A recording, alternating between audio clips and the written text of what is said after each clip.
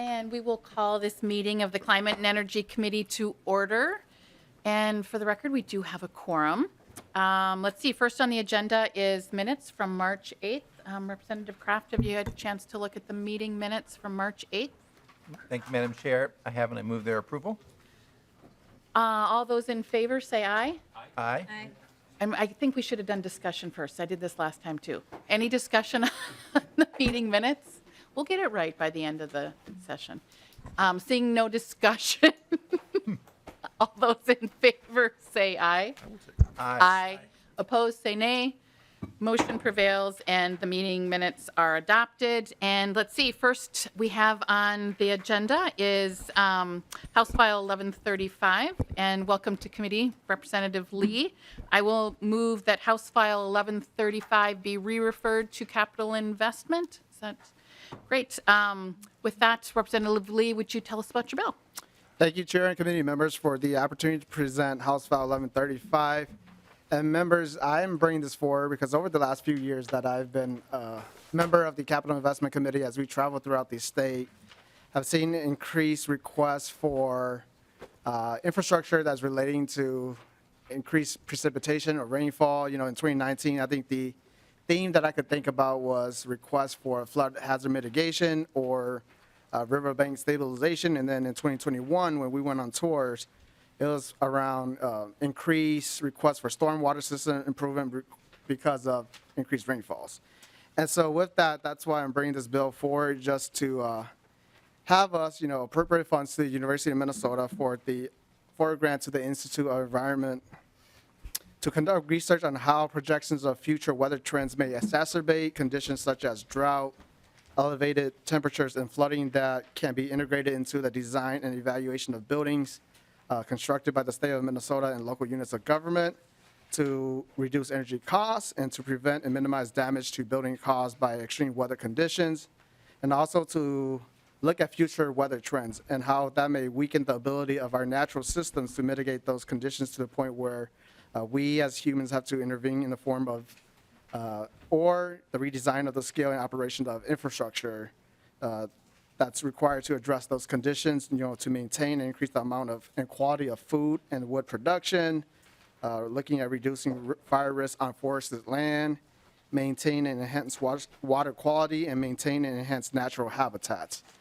The bill requires a report by February 1st of 2025 to the committees with jurisdiction over environment policy and capital investment to summarize the findings and recommendations of the research and to include any recommendations for policy changes or legislation. And now I'll turn it over to Dr. Graves. Welcome to committee, Dr. Graves. Please introduce yourself for the record and proceed. Thank you. My name is Richard Graves. I'm the director of the Center for Sustainable Building Research at the University of Minnesota. I'm also a fellow at the Institute of the Environment. Thank you, Chair and members of the committee and Representative Lee for authoring the bill. To talk about the impact of a changing climate on Minnesota and research needed to understand those impacts and integrate that understanding into the investment, design, and operations of infrastructure at different scales in a dynamic future.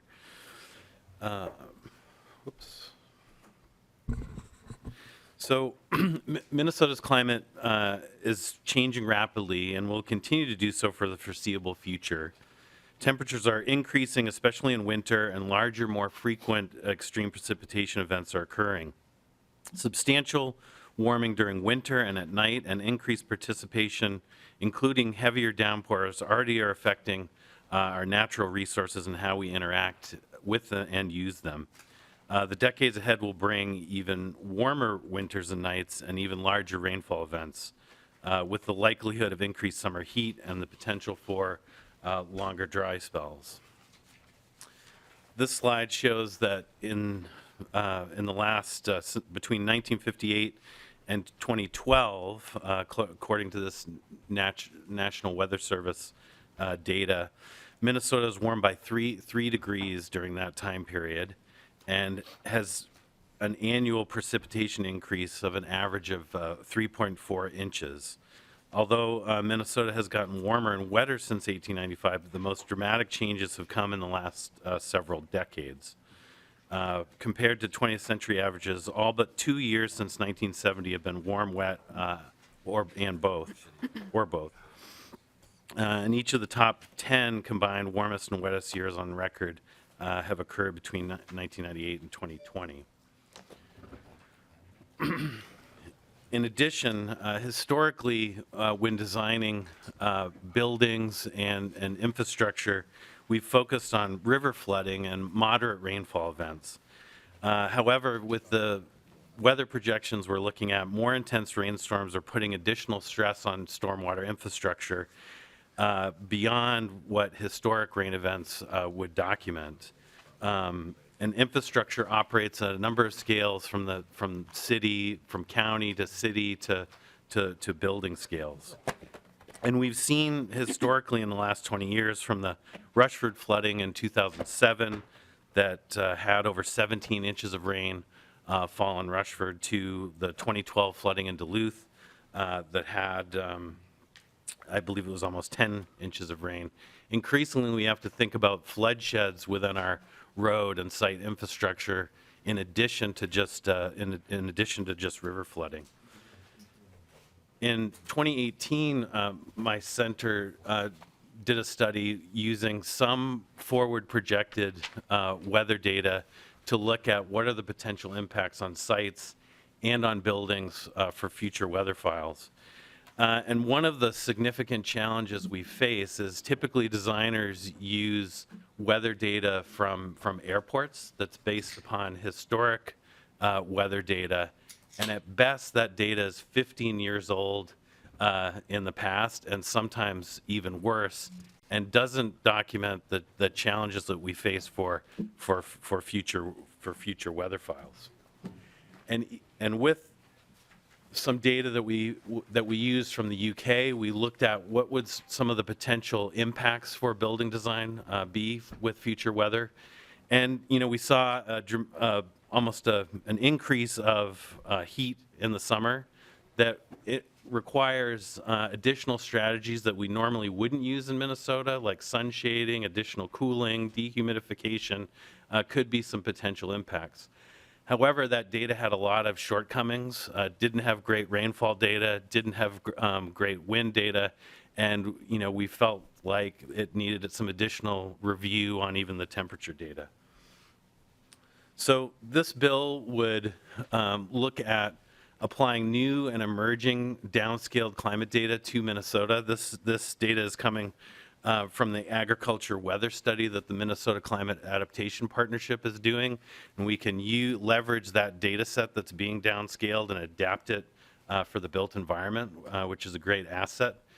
It would also look at modeling the impact that we find from that data on energy efficiency and design, so we can use infrastructure dollars more wisely and not design for climates that might not occur, and be more efficient with tax dollars. We can understand the impact of a changing climate on site and water design to increase resilience, and then assess additional risks and impacts for infrastructure and how infrastructure can reduce some of those impacts. Thank you, Chair and members of the committee, and I'm here to answer any questions. Thank you, Mr. Graves. I don't see, Ms. Hellman is not joining us today. Is there anyone else that's here today that wants to testify on this bill? Seeing none, maybe we can turn to member questions and comments. Anyone have any questions? Representative Carroll. Thank you. This is kind of a threshold question. I heard you mention that data is collected from the airport. I've Right. heard that on TV too. They say the precipitation at the Minneapolis airport. Why is the airport used? Mr. Graves. Chair, remember typically, so the data can come from any weather station. It just so happens that most of those weather stations are at the airports to collect data for their use. But in some locations in Minnesota, you could use, and design projects do use weather data from other weather stations that might not necessarily be at an airport. So, Representative Carroll. So there's nothing special about the airport. It just happens to be a central place of collection. Okay, thank you. exactly. Let's see. Representative Altendorf. Thank you, Madam Chair. Following up with Representative Carroll, his question regarding the taking the temperature at the airports. Isn't it true then with the amount of blacktop that is in that area of the airports that that's going to increase the temperature in those areas? Mr. Graves? I don't have an answer to that question. Representative Altendorf, do you have a follow-up? Thank you, Madam Chair. Also, on your graph of the weather changes, future potential, could you explain to me why that ends at 2010, 2012? Mr. Graves? That was the limit of the data step up from the National Weather Service, though there are other projections that bring that data set forward and shows a similar trend of increasing temperature and rainfall events. Representative, did you have a follow-up? Thank you, Madam Chair. Just one more, and then I guess just going forward, we're talking about, thousands and thousands of years, and we're just taking a little glimpse. And it seems like the projections are really quite high, I mean, when we're looking at a small data point, it really is a small data point over thousands of years. The projections continue upon that, but when we're taking just a glimpse of history, it's probably not accurate to continue at that same projection. Did you have any response to that, Mr. Graves? I've received that question a few times. And I think it's a good point that kind of reinforces the argument that it's probably not a great source of data to just look at 30 years of history from weather stations in general as an import for design, whether that's climate change or other, reasons looking at this very small segment of data, that it sort of reinforces the need for this research to come up with, what's the right forward thinking use of data and climate projection for the operating life of the building that might be 50 years, 70 years, 100 years. I appreciate that. Okay, just final. So thank you, Madam Chair. Just in a final comment, and obviously, when we're taking all of our data from the airports, it is scientifically reasonable to say that is higher temperatures that's being generated from the blacktop. And us in our state and also across the country, we're making a lot of assumptions, and we're spending a lot of money towards climate and energy based on these things that, again, do seem like, as we're picking and choosing numbers, looking at graphs and not looking at other things, numbers and data can be scaled to our own desired outcome. Well, I would only maybe say that I think what we're looking at is trends, and so maybe we can go to Representative Swazinski. Thank you, Madam Chair. And just from a research perspective, will the university, if this potentially moves forward from a needed research, also look at potential if there's any benefits to this? So, as we're looking at, change to the environment that's potential, obviously you're looking at, increased rain events, but the potential positive to that from a greening standpoint and a growth standpoint, any potential, if the day, if it's getting, the environment's getting longer from an increased food production standpoint, what that would mean in Minnesota. Will you be looking at those things as well, or just strictly, potential negative impacts? Mr. Graves. Representative, we absolutely would look at benefits to the changing climate, and already did it in the 2018 study that we did, because we actually saw that energy use came down slightly, and the heating came down in some of these projects. So the need for designing systems for the real negative temperatures was an advantage, and it opened up new mechanical system options that we wouldn't have considered. So we definitely would look at both impacts and potential benefits, and to try to figure out recommendations from that. Thank you. Great. Madam Chair. And then Representative Swazinski. and then just, from some of those benefits, were you able to quantify kind of from a BTU basis of what could potentially be saved if the environment warms in Minnesota, as far as from a heating standpoint, when it comes to homes and businesses and public spaces? Mr. Graves. Yes, Representative. So in the study, we looked at a library and a multifamily housing building. And so for those building types with the existing weather projections and then 2 forward projections, we did forecast what the energy reduction would be. It was in the single-digit percentage savings. I could follow up and give you the exact data. Thank you. Oh, great. Let's see, we got about 3 minutes left, 2 speakers. We're going to go to Representative Davis. Thank you, Madam Chair. Thank you, Representative Lee. I just have a question on your bill here to help me understand it better. It's research examining how projections of future weather trends may exacerbate conditions such as drought, elevated temperatures, and flooding. That, and it lists some things. And under number 2, it says, may weaken the ability of natural systems to mitigate those conditions to the point where human intervention in the form of building of or the redesign of the scale and operation of infrastructure is required to address those conditions in order to maintain and increase the amount and quality of food and wood production. Can you help me understand that? Representative Lee.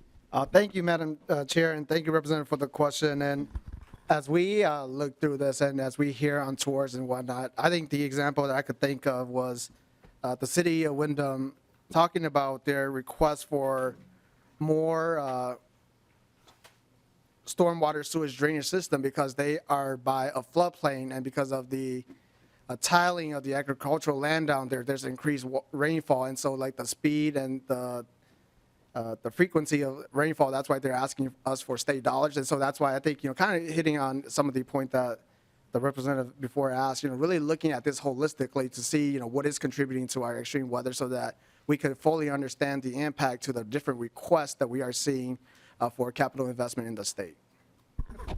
Thank you, Madam Chair. So Representative Lee, thank you. So my understanding is it's going to both, this research is going to help us with the amount of quality of food and wood production. I'm guessing that's one and the same reason there, what you just addressed there, correct? Like it's going to, what you just said is going to help with both those things and then also reduce fire risk on forested land. I'm just trying to understand how that research is going to help with those things. Representative Lee. So thank you, Chair. And I would just answer this and maybe Dr. Graves just jump into. I think, for us on our end in capital investment is that, we are making investment into our trees, state reforestation, community tree planting grants and all of that too. And so we also have capital requests for wildfire aviation and whatnot. And so I think I'm looking at this holistically on what is it, that's impacting our climate that's going to impact the different type of requests that we are getting through capital. And hopefully Dr. Graves can speak a little bit more to the research and how that ties into the infrastructure request too. Mr. Graves. Representative, so my aspect of the research is really focusing on kind of built environment things. Director Hellman, who unfortunately couldn't be here today, the researchers at the Institute of Environment, part of their scope would be taking that same data set of climate projections and looking at the impact on what's called ecosystem services. So that would be the farmland's ability to grow food, forest land, ability to grow timber, those kinds of things, and to see if from that data set they see any large-scale trends that we should be considering when we're doing planning. So that part, and I can get a more specific answer from her, but that is my understanding of how they would address kind of 2.1 through 2.4. One final follow-up here, Representative Davis. Thank you. And again, not really a question, just I'm trying to understand it because it's a bill that's an appropriation that impacts of future weather trends on public infrastructure needs and design. And so that's where the confusion was coming in for me. So thank you. Final question to Representative Kraft. Thank you, Madam Chair. There was a comment made about the weather trends at the airport, whether that's the right thing to use. Has there always been pavement at the airport? I'm sorry, Mr. Graves. Yes, that's my understanding. I also would assume, though I can follow up on this, that that's factored into the weather station data in terms of how you translate that from the airport to your project site. I will also say that design teams, when they're using the weather data, you're always using weather data from wherever the weather station may be, airport or not, and you're trying to consider my specific project site, how might the microclimate be slightly different from that data and factoring that in? So, Representative Kraft. And thank you, Madam Chair. And I would also imagine that regardless of where we would take these weather measurements around Minnesota, the graphs here would look roughly the same. Mr. Graves. yes, Representative, that's correct. Thank you. Any final comments, Chair Lee? Just want to say thank you, Chair and committee members, for the discussion. I look forward to having more discussions as we head into capital investment. Thank you. And Representative Lee renews his motion that House File 1135 be re-referred to capital investment. All in favor, say aye. Aye. Opposed, say nay. Your bill is re-referred. Thank you for being here. Next on the agenda, we have House File 2035 with Representative Bierman. Representative Bierman moves House File 2035 be laid over for possible inclusion, and it looks as though we have an A1 amendment. Representative Bierman would like to move. Yes, Madam Chair, I'd like to move the A1, please. Great. Any discussion to the amendment? Seeing none, all those in favor of adopting the A1, say aye. Aye. Opposed, say nay. Motion is adopted and the amendment is approved. So Representative Bierman, would you like to tell us about your bill 2035 as amended? Thank you, Madam Chair. House File 2035 is a gas utility infrastructure costs bill to help keep a system of cost oversight and payment rider system to handle repairs and necessary existing gas line replacement in place as we face an approaching sunset of this legislation on June 30th, 2023. So the extension in the bill will run for an additional 5 years.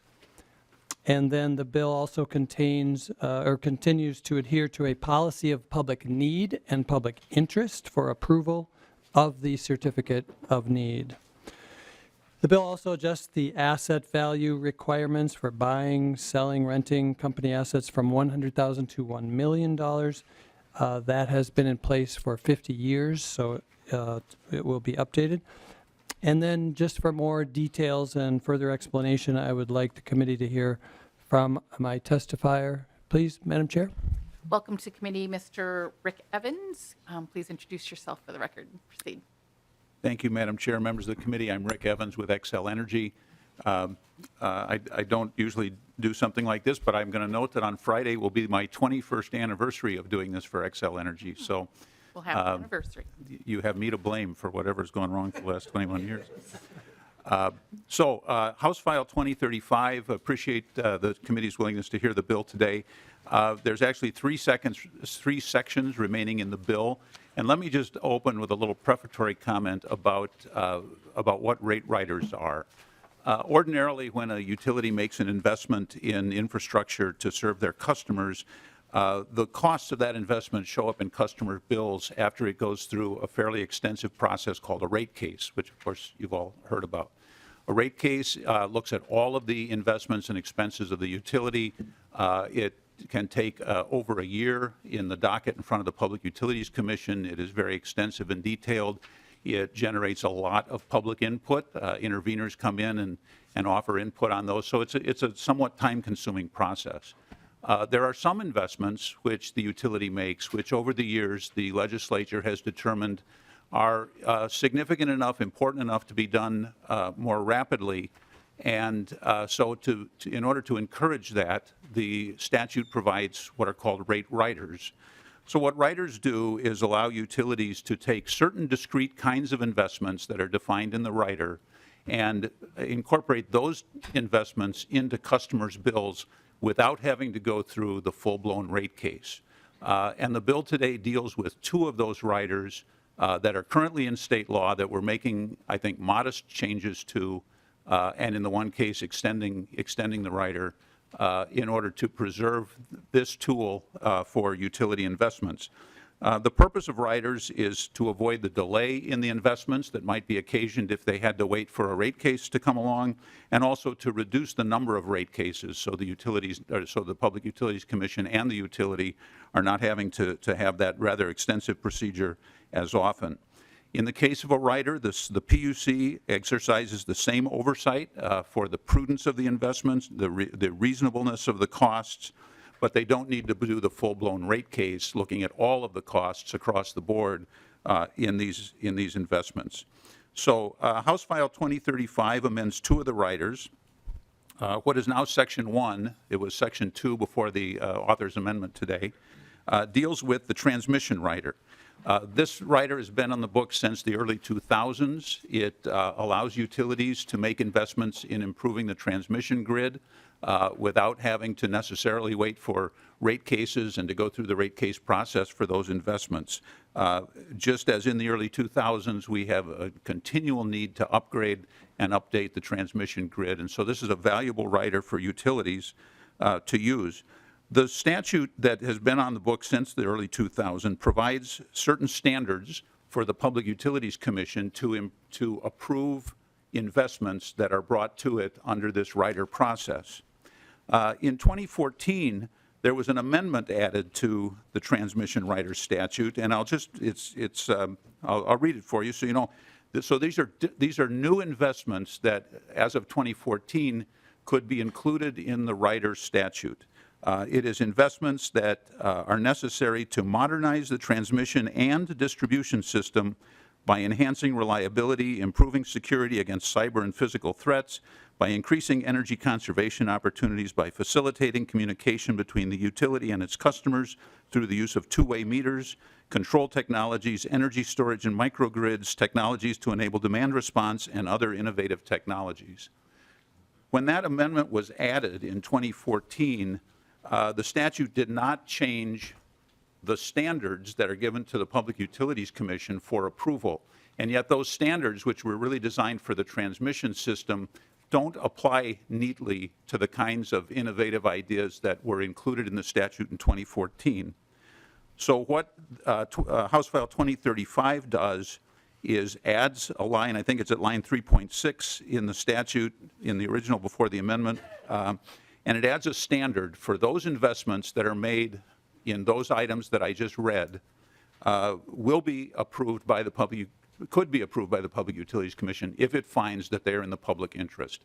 So we're simply adding a new standard that would apply only to those new things because, frankly, the old standard doesn't really neatly apply to those. And so it really completes the law, the change in the law that was done in 2014. The other rider is the one that Representative Bierman referred to in his introduction, which is the gas utility infrastructure rider. This rider has been on the books since 2013. It allows the utility to replace older gas lines that are underground gas lines that are due to be replaced. And it allows us greater flexibility because we have a rider for this, so that sometimes when streets are opened up for other purposes like water and sewer work by the city, we can move in and take advantage of that opening the street and replace our line at the same time and not have to tear up the street twice. It also gives us the flexibility to continue to make those investments without forcing us, our gas company, into another rate case. That, as I said, that rider was passed into law in 2013. It had a 10-year sunset, so that sunset is arriving in June of 2023, and we're asking that it be extended for 5 years.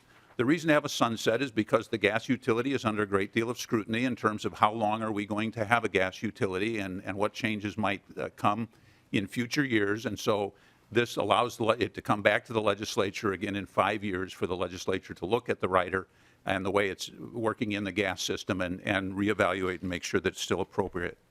And then finally, the part of the bill that is not a rider that has to do with this, the assets of the utility. Back in 1974, a bill was passed that's been in law since then that says the utility can't buy or sell or trade any asset worth more than $100,000 without getting approval by the PUC. This is frankly a waste of the PUC's time, and so we are increasing that amount to $1 million which is a little more than inflation since 1974, but it's a nice round number. So when utilities are buying or selling assets worth more than $1 million, they still have to get approval from the PUC to do so, but under that amount, they don't. And that's accomplished by the bill today. Thank you again for allowing me to testify, and I will be happy to answer any questions. Is there anyone else here today that wants to testify toward this bill? Seeing none, maybe we'll turn to member questions or comments. Any questions or comments by Representative Hollins? Thank you, Chair Acom. I have a couple of questions. My first question is, can the author of the bill or the testifier explain a little bit, because I know you're from Excel, but would this change benefit utility companies beyond just Excel? Representative Bierman? Madam Chair, Representative Hollins, this benefit would help other customers, natural gas providers. Want to add to that? Representative Hollins. Okay. And do you have any sense of how much, like, who would benefit the most? I mean, is there any sort of like hierarchy there? Just curious. Representative Bierman. Madam Chair, I think this would just help all of those who are needing to do these work repairs in areas, be able to do that in a timely fashion. Every project has its own budget and oversight. So as far as who's going to benefit the most, I guess I would have to think, and we'll let Mr. Evans speak about it, but I would think the largest would benefit the most. Mr. Evans, did you have anything to add?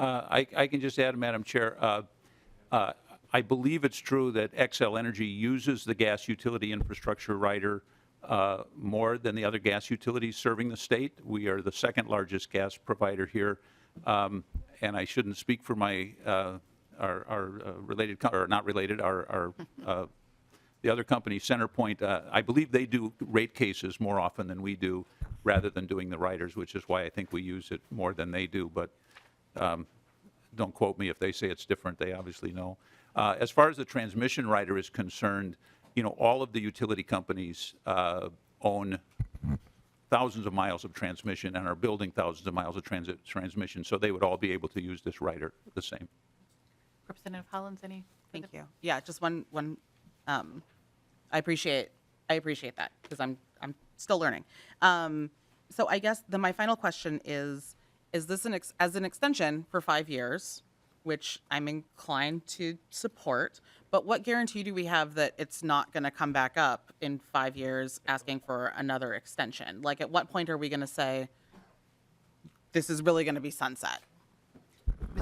Representative Bierman. Madam Chair, Representative Hollins, I don't know that we have a guarantee that it is going to be sunset until there's a different model in place, which I understand that new model may be coming with an integrated resource plan for natural gas, but that could be a year, 2 years, 3 years out.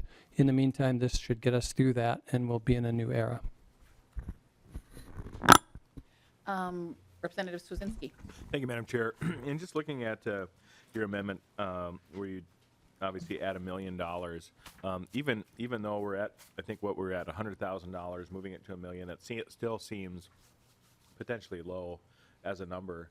Obviously, that number potentially helps when it comes to some of the alleviation going to the PUC as far as releasing equipment and that. If we were just to have open conversations, like would be another number that would be potentially higher, that would be more adequate. I mean, just understanding that like one transformer that you're selling could potentially be worth $1 million or something like that,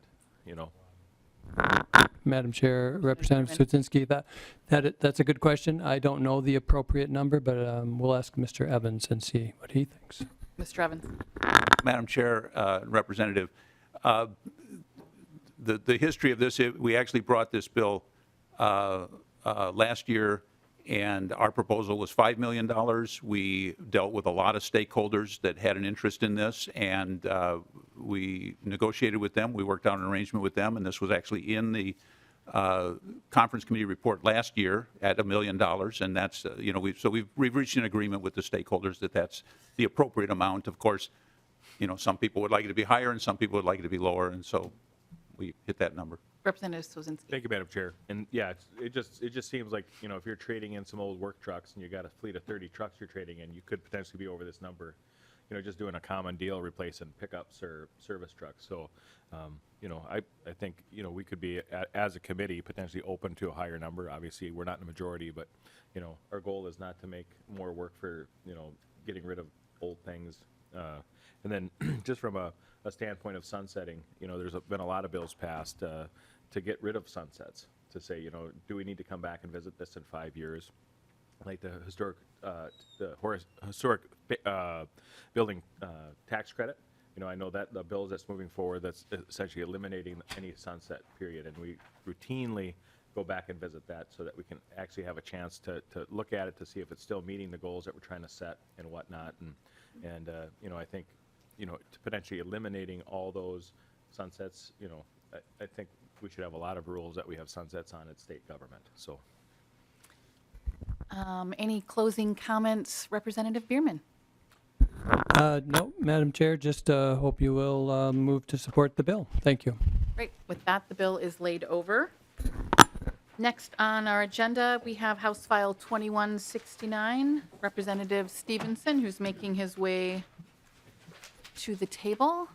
I'll go ahead and move House File, Representative Stephenson is going to move House File 2169 be laid over for possible inclusion. And there is an author's amendment, an A1. Representative Stephenson, do you want to move your amendment? Thank you, Madam Chair. I move the A1 amendment. This just changes it from the Department of Natural Resources to the Department of Commerce. Any discussion to the amendment? Seeing none, all those in favor say aye. Aye. Opposed, say nay. Motion prevails and the amendment is adopted. With that, Representative Stephenson, would you like to tell us about your bill? Thank you, Madam Chair, members of the committee. Well, I am greatly honored to represent, after redistricting, the great city of Anoka, Minnesota, the Halloween capital of the world, home to the first volunteers to the Union Army during the Civil War. That's a great story that we should talk about some other time. And also home to the Rum River Dam, which has been on the Rum River for over 150 years at this point. And the city of Anoka has been thinking about the future of the Rum River Dam in the last several months, and has been putting together a plan to address some of the issues related to the dam regarding safety, some recreational opportunities, and also the ability to generate hydroelectricity. And we do anticipate coming back to Chair Lee's committee and the bonding committee next year to look at a bonding request. But before that, we need to get the project ready to go, and so we need to do some work, including some feasibility studies related to the hydro aspects of the dam and a few other things, and that's why we find ourselves before this committee today. And with that, Madam Chair, I do have two representatives from the city of Anoka. We'd love to talk a little bit more about the project. Welcome to committee. You can please just introduce yourself for the record and proceed. My name is Lisa Lacoste. I'm the Public Services Administrator for the City of Anoka. And I'm Jeff Weaver. I'm an Anoka City Council member. Welcome. Go ahead, Ms. Koss. So we began working on this project back in August and presented this idea to our legislators, and thank you for bringing this forward. The City of Anoka and the Rum River Dam has had a history of hydropower back in the 1880s. It provided power for about 30 years to the sawmills and the flour mills that were located and helped establish Anoka as a community. There have been previous studies on the dam in recent years that have identified that hydropower could potentially be possible, but the technology just didn't support it and make it financially feasible. And we would like to revisit that capability and look at whether or not Anoka and the Rum River Dam can provide power for City Hall, our public safety, some of our infrastructure along the river, and help work towards some of the green initiatives that the state is working towards. Mr. Weaver, did you have anything to add? I just want to, Lisa's our expert on it, but I just want to say as the state moves more towards the 2040 goals of that carbon-free type scenario, what's interesting about this hydro piece, we don't need wind and we don't need sun. It's going to generate power 24/7 out of that river, and that river is it's a real jewel, it's a gem, it's something that City of Anoka just cherishes and wants to see be successful into the future. Great. Thank you, Mr. Weaver. Any questions from the committee? Comments? Committee? I'm not seeing any. Any closing comments from the bill author? I'm so thrilled with the universal support that this committee clearly expressed for the project. We are going to send around a YouTube video. If you're interested in seeing what the city has planned, that we have a short video that I've sent along to committee staff, and they will circulate. And if for no other reason it gives you a chance to look at the beautiful historic downtown of Anoka, I encourage you to watch the video. But thank you for the committee's time. Oh, I'm Representative Newton. I wonder if I could ask Mr. Weaver if I could go surfing with him over the dam. That's a Zach thing, sir. You're going to go with Zach. But Madam Chair, Okay, we want to see that. But Madam Chair, I think Chair Newton should be the first person to get out and surf the Rum River. I really believe that would be phenomenal. We'll write that into the bill next year. I would come for that. There we go. All right. Well, thank you for being here today, for testifying in committee. And with that, the bill is laid over. And then next we have on our agenda, again, Representative Stephenson with House File 413. Let's see. Representative Stephenson, would you like to move your bill? Madam Chair, I would move House File 413 be laid over for possible inclusion. And there is an author's amendment? Madam Chair, I move the A13? Yeah, I move the A13 amendment. And it is an author's amendment to get the bill in the shape I'd like the committee to consider it. It incorporates feedback garnered in other committees, as well as some stuff that the stakeholders have been working on. Great, thank you. Any discussion to the amendment? Seeing none, all those in favor say aye. Aye. Opposed, say nay. Motion prevails and the amendment is adopted. With that, Representative Stephenson, would you like to tell us about 413 as amended?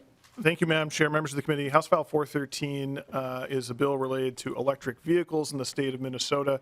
And the story behind this bill really comes from an effort to find common ground. So a few years ago, the state the governor announced an intent to adopt the Clean Cars standard, and I had lunch with Amber Backus of the Auto Dealers Association shortly after that. And Ms. Backus made a strong attempt to convince me that the Clean Car Standard was a very bad idea. I made a strong attempt to convince Ms. Backus that the Clean Car Standard was a very good idea.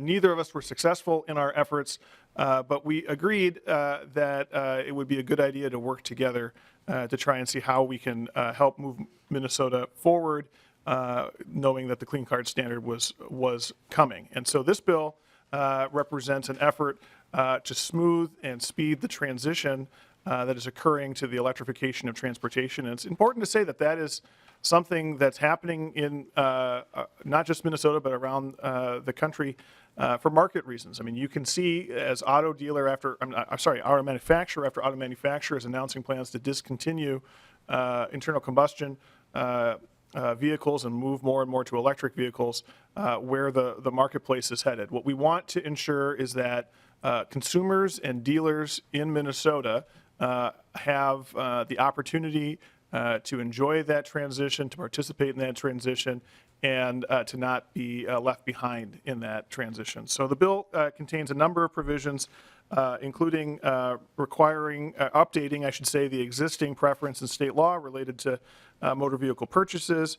It includes some grants and resources for auto dealers to help them adapt to the new marketplace.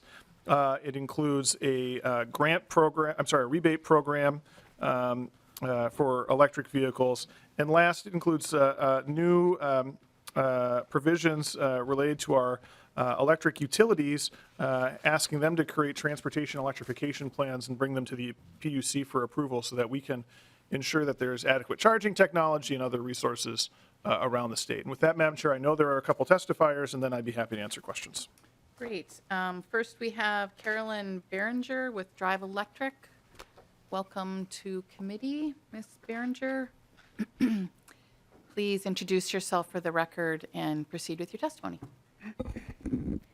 Thank you. Good afternoon, Chair Acomb and members of the committee. My name is Carolyn Behringer, and I'm a public policy manager at the Great Plains Institute, testifying on behalf of Drive Electric Minnesota.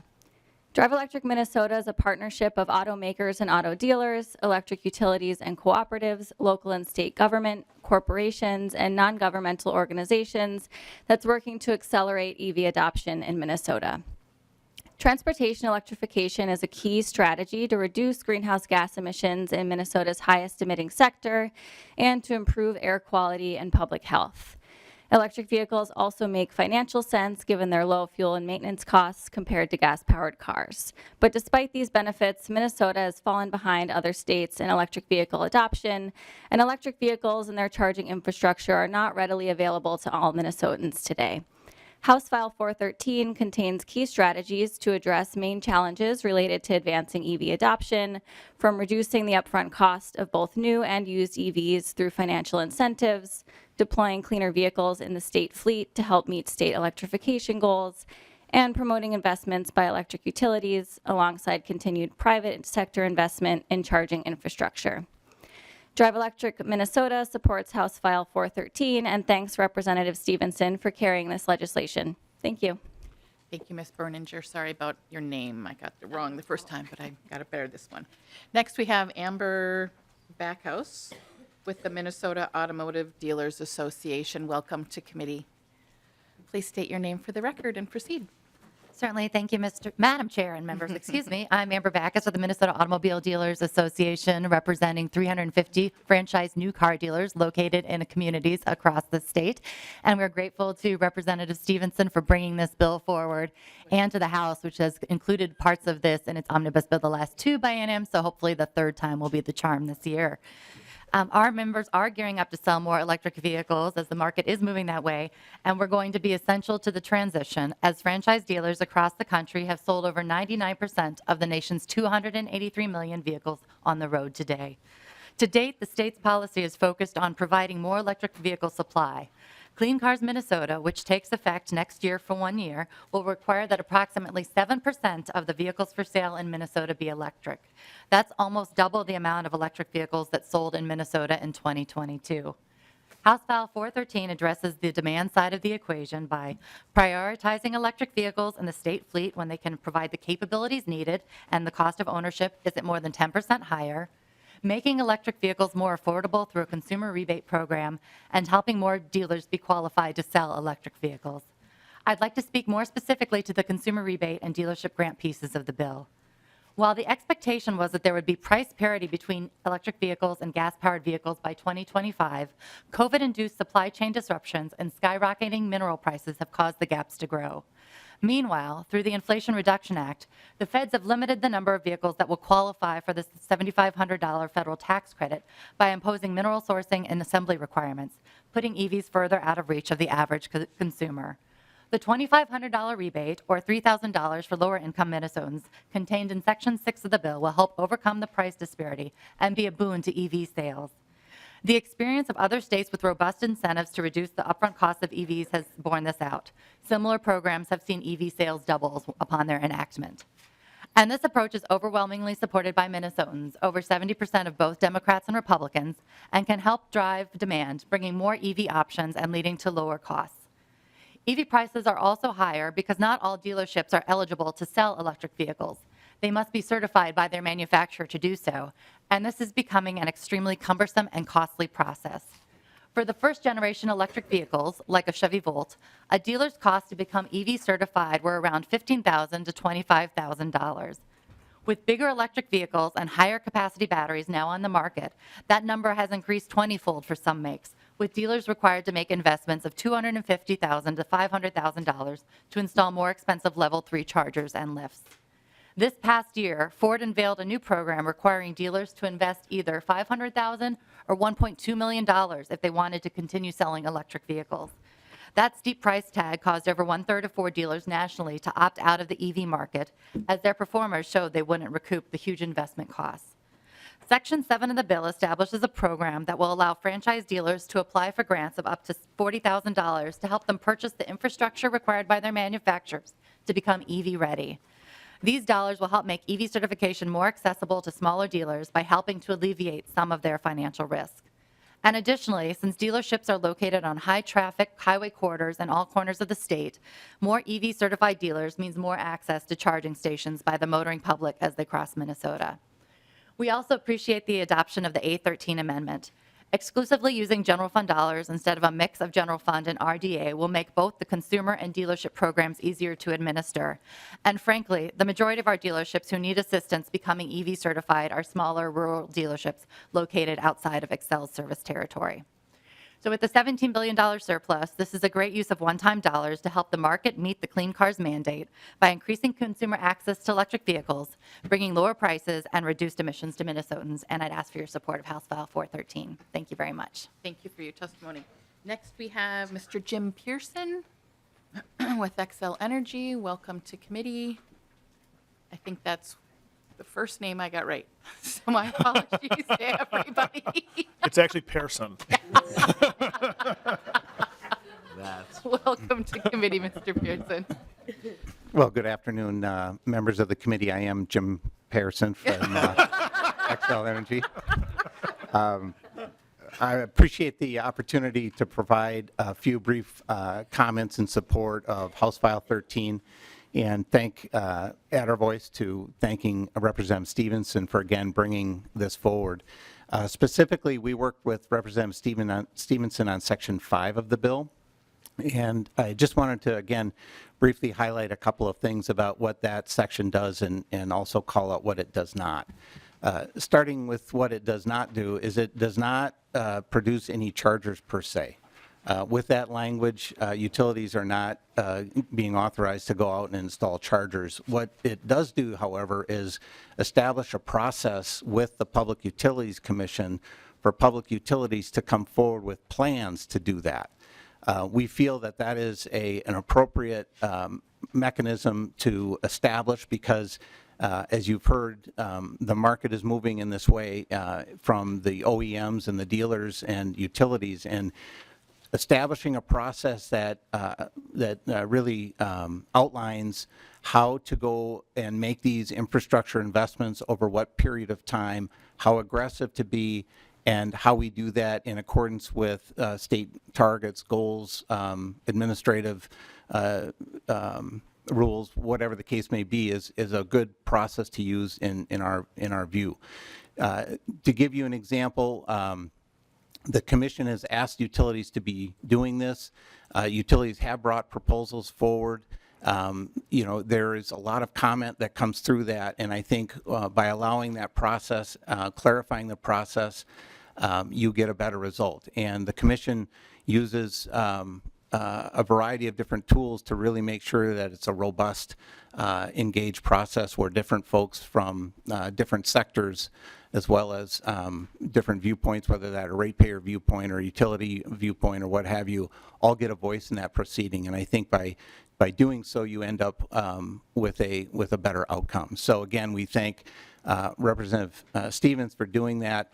I just did want to flag two issues. As we've talked about process and worked on this bill, we do have a couple of conversations still going, so I appreciate the opportunity to continue to work with Representative Stephenson and the committee as the bill moves forward. One is an ongoing conversation with the Public Utilities Commission, and again, finding ways to make sure that the language we have and the process that we're establishing is clear and efficient. So there's more dialogue to do with commission staff. And I also want to call out our ongoing conversations with the liquid fuels industry. We've had a lot of really constructive conversations with their membership about this. We're finding that they have a lot of members who are very eager to join this conversation and add, in particular, DC fast charging to their stores where they sell a lot of different things from gasoline to coffee and restaurants and all sorts of different things. And so, again, feeling that we're very close to finding an improved language around what that process looks like, Representative Stephenson has encouraged us to continue down that road. And so wanted to flag that for the committee as those conversations move forward. And we're hopeful that we would have something more concrete to share with members as the bill moves forward. So with that, I'd be happy to answer any questions. Thank you, Mr. Pearson. Looks like we have a question from Representative Hornstein.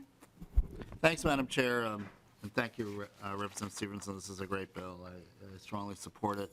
I don't know if this would be for any of the testifiers. Maybe Ms. Backus might be the best, but How does the program envisioned in this bill interact with the incentives in the federal IRA bill? So if I'm a Minnesota consumer and wanting to buy an electric car, and we have this program in House File 413, and we have the Inflation Reduction Act incentives, how much would I save, or how much of my taxes would be deferred, whatever it is, as a consumer, what would my benefit be if we combine the state and federal incentives?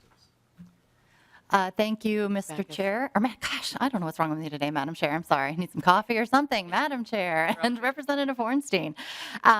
So potentially it could be up to $10,000, which would hopefully bridge the gap between that disparity in price between an electric vehicle and a gas-powered vehicle, because that difference is around $12,000 to $15,000 for a comparable model. That being said, what's envisioned in this bill will be easier to administer than what the feds have proposed, because there's so many conditions on that $7,500 with regard to where the battery is sourced and where minerals are sourced and where it is assembled, as well as lots of different stipulations on income of the purchaser. But it potentially could be up to $10,000 if everything aligns. Thanks, Madam Chair. I just wanted Did you to have a follow-up get to a that? sense of that. No, I mean, so that's pretty hefty if we can combine the federal and state incentives. So I think it's well timed, Chair Stephenson, to do this given the action at the federal level. 1 second. Representative Carroll, did you have a question for this testifier or for? For the chair. Can you hold that for just a second? Representative Suzinski? Thank you, Madam Chair. This would be a question to Ms. Bacchus. What, from a auto manufacturer's perspective, what is the current profitability of selling EVs? Like, are they net gainers? Do they actually make money per unit that they're selling, or are they being subsidized by other vehicle sales? You know, what's that current market? Madam Chair and Representative Swazinski, I am loath to try to speak in terms of what the manufacturer's margins are on electric vehicle sales. Historically, they have been a money loser subsidized by internal combustion vehicles, but that is changing as the market share of EVs grows. So I could not tell you what the split is at the moment. Certainly. Representative Suzinski? I think that should be, somewhat telling. Honestly, if you look at what's the cost of this, just to be very honest, like if this is brought to fruition, used 100%, it will do absolutely nothing when it comes to the environment. Zero. Absolute zero. And right now, if you're a consumer, if you're trying to buy an EV car to begin with, you're already being subsidized by other car purchasers.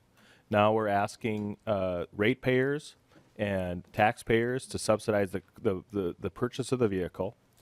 And now we're asking and directing the utilities to have ratepayers pay for the funding. If anything paid for the funding, it should be the sale of the car for the infrastructure, not everyone else. Folks, this is exceptionally expensive. Representative Garofalo last week spoke very eloquently on how much do we have to spend to actually get some carbon savings. And this is way up there too, folks. The idea that we're going to have tens of thousands, hundreds of thousands. My guess is the subsidy when it comes to the infrastructure and the purchase and the sale, when it comes to the systems, literally the amount of subsidy is going to be worth more than the vehicle itself. At what cost? And, ratepayers, single moms are the ones that are ultimately going to be the ones paying for this. And, the idea that we're going to give a $10,000 rebate to someone who, on average, is a high-income earner in the state of Minnesota. I understand there's some limitations on the cost of the vehicle. Well, how about we put limitations on the actual income? That's all the tax bill we're hearing is what we darn near, we want to make sure that the only people that are going to get tax cuts are the ones that sign the back of the checks, not the front of checks. Why not in this particular area, when we're going to be spending tens of millions of dollars of ratepayer dollars, are we continually going to just subsidize folks that could probably afford it anyway? for virtue signaling or whatever that might be. And, you know, I understand this is probably not the most popular opinion to have in the room on a particular issue like this, but folks, there will be a day when this country and the state does not have excess dollars. And we stare our kids in the eye and we say, hey, you know, what did we do? Well, we spent a lot of it making sure that folks that for status or whatever reason want to drive a vehicle that, you know, fits their feelings. And the amount of investment that's going to have to be done when it comes to building out this infrastructure on the backs of people who can least afford it is staggering. And I want you to think about that. I think it's very important. And, you know, I think there's other ways to pay for it. At least let the industry itself pay for it, not ratepayers, not taxpayers. It's not their responsibility. If you want to have it, if you want to drive an electric car, pay for it. Pay for the real cost. Don't expect everyone else to pay for it for you.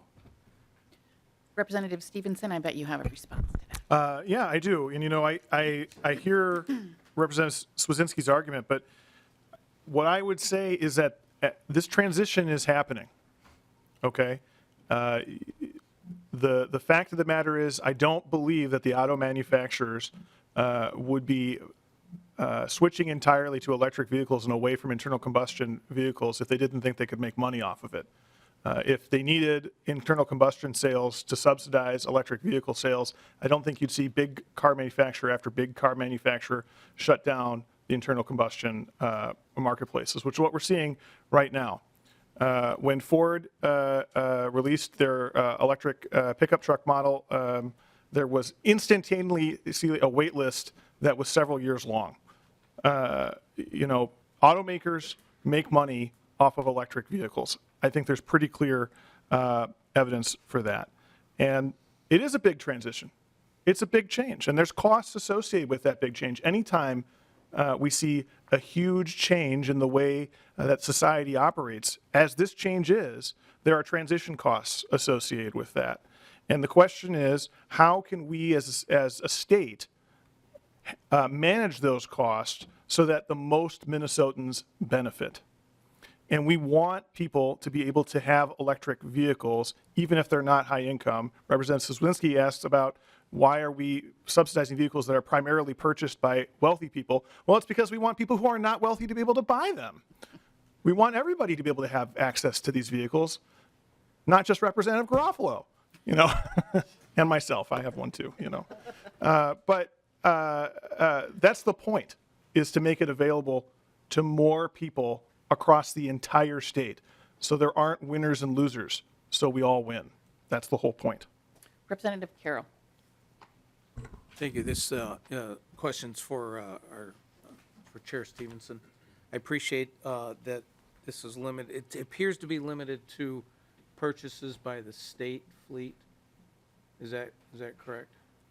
Representative Stephenson. Madam Chair, Representative Carroll, so there's a provision in the bill that is limited to the state fleet, but most of the bill actually is not about the state fleet at all. So the rebate section of the bill, for example, is about consumers, or the provision that Mr. Pearson was discussing with regard to transportation electrification plans, that's beyond that. So there's a lot of the bill that's beyond just the state fleet. There is a portion that's just about the state fleet, though. And Chair. Representative Carroll. And I appreciate that, but what I'm getting at is whether local units of government can benefit from this. I come from Plymouth, and when I was on the city council, we approved charging stations in our parks and City Hall. Along with that, the vendor provided 3 EVs to be used by the city. It's been wildly popular. We wanted to see if this is available for local units of government as well. It doesn't appear to be, but I just wanted to check.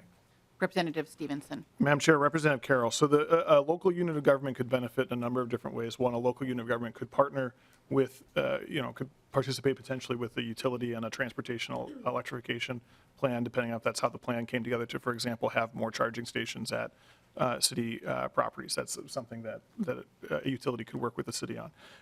It is accurate that if you look on page 8 of the bill, it indicates who can receive the rebates, and local political subdivisions are eligible for rebates. Thank you. Representative Hollins. Thank you, Chair Acom.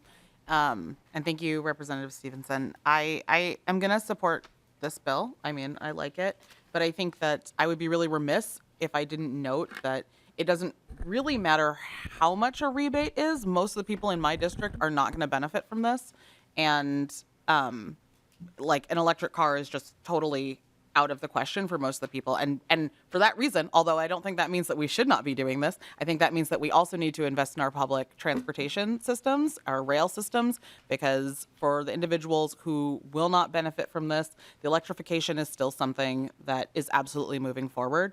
And they deserve to, I mean, they won't benefit from this directly because they might not be able to afford electric cars, but they are the people who live next to highways. They're the ones who are being exposed to more of the air pollution. They have higher rates of asthma because of this. They have higher rates of heavy metals in their blood, and that is because of our use of non-electric vehicles. So I am going to support this, but I want to put in a plug for public transportation and making sure that we're funding that as well. And hopefully Chair Hornstein's on board. I was just going to say, I bet Chair Hornstein would support you in that.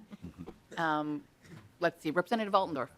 Thank you, Madam Chair. Thank you, Representative Stephenson, for bringing this forward. And I have a question. I think it's Ms. Backhouse, right? Sorry, don't have my glasses on. So you spoke of how this has really increased in cost. I think you said it was like 15,000, and then it went all the way to 250, 500,000.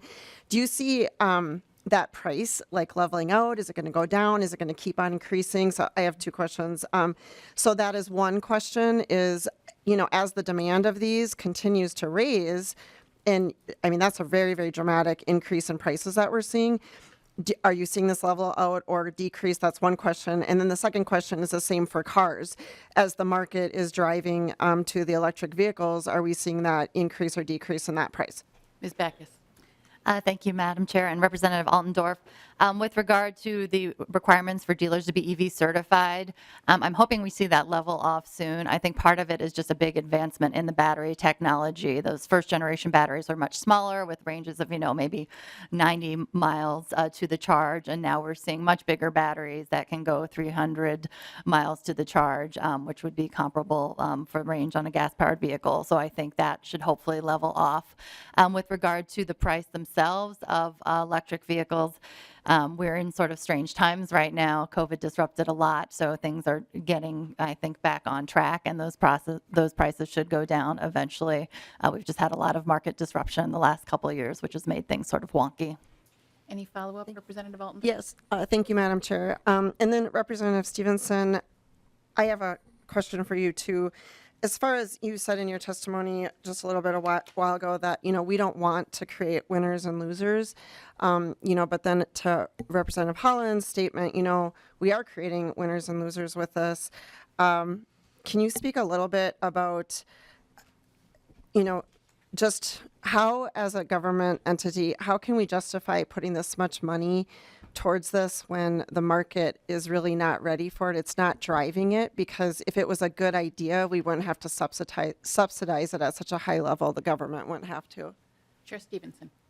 Well, Madam Chair and Representative Altendorf, I do think actually that Minnesotans from all income brackets will benefit from this. And I would never want to disagree with my colleague, but I do think that people in all of our legislative districts will benefit from this. And I would note in particular that the bill includes subsidies for used electric vehicles as well as new electric vehicles. And used electric vehicles are already priced at a much lower level and very attainable for people in different income brackets. So I do believe that it is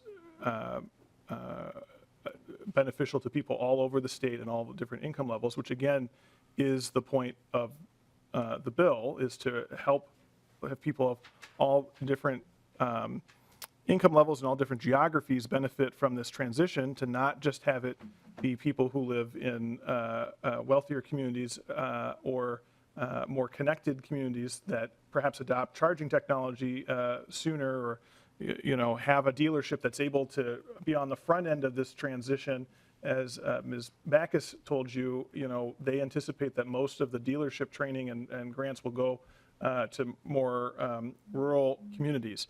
I think that this transition is going to happen regardless, and I think the evidence is very strong. Again, I think you can look at the marketplace and see things are happening. So why do this?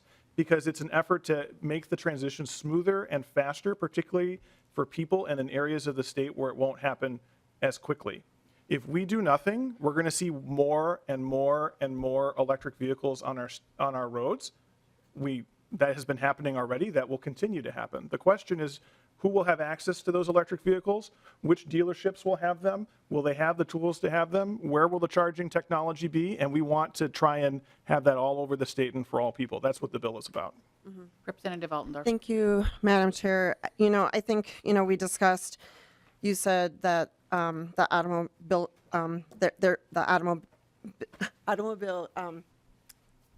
creators or manufacturers, that they're going up. But really, it's because of things like this. It's because of the government policies and the requirements that we're putting on them that they are going up.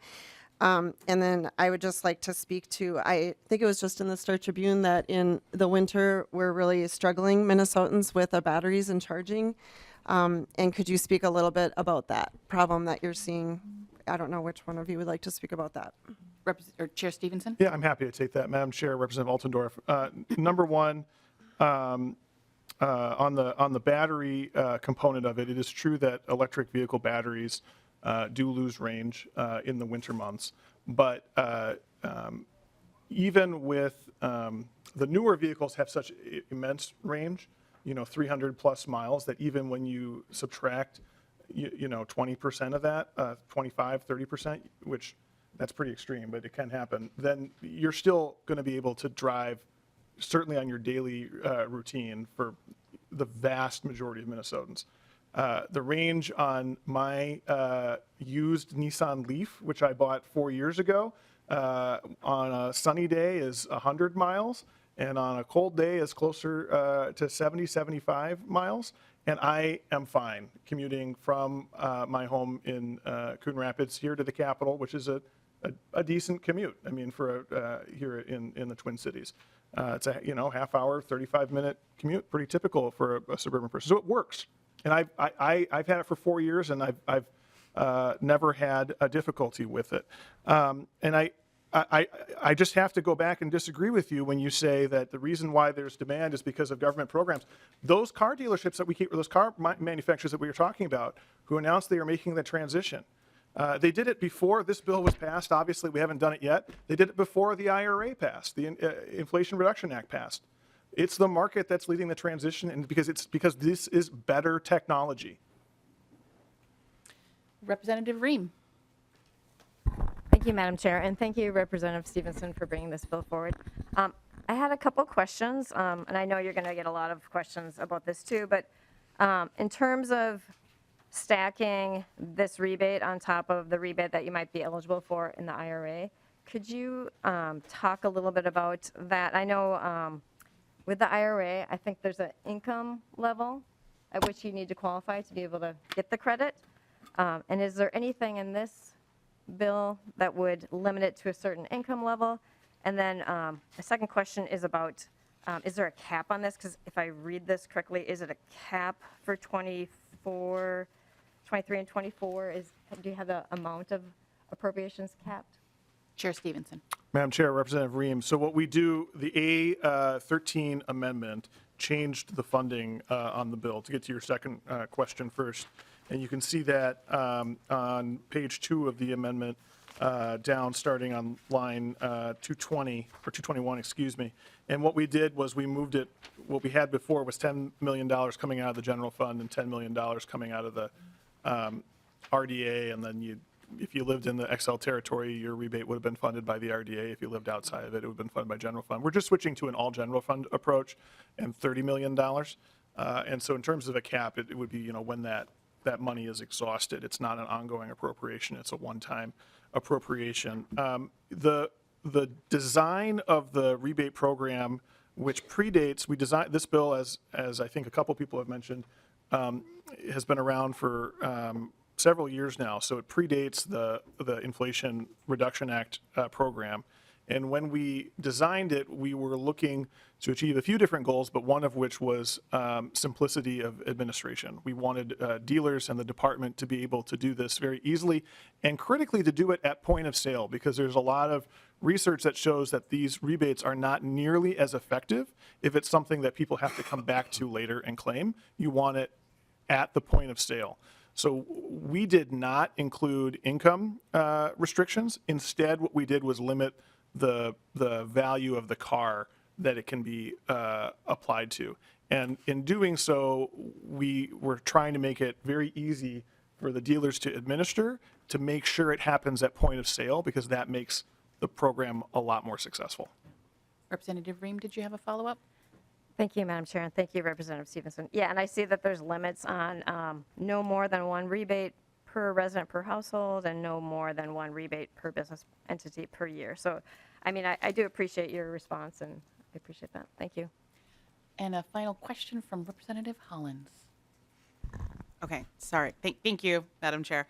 And it's more of a comment than a question, because I'm hearing a lot about the subsidies involved. Well, first of all, let me say I am in support of this bill. I want to be very clear, because maybe I wasn't clear about this. But then secondly, a lot about subsidies. And I think it's important for us to remember how much we invest in subsidies for fossil fuel. I looked up some quick notes, and it's $20 billion per year go to the fossil fuel industry, with $11.5 additional billion in tax subsidies. So when we're talking about subsidizing electricity or electric cars, like, let's keep this in perspective. This is $35 million. Even if every single state in the union did this, we would not be matching what is currently being spent by our government on fossil fuels. So I just wanted to put that out there. Thank you.